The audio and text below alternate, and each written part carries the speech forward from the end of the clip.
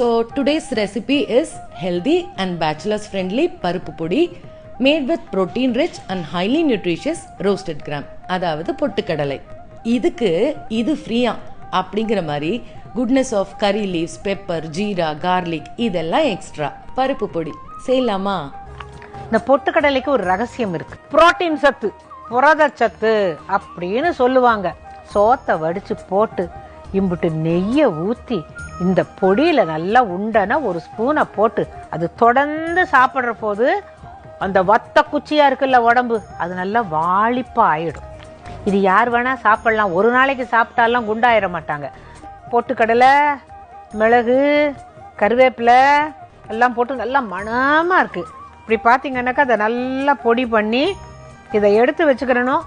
சுடு சோத்தில் இப்படி பொடியை போட்டு நெய்யை ஊற்றி ஒரு சுட்ட அப்பளத்தை வச்சுக்கிட்டு சாப்பிட்டாக்க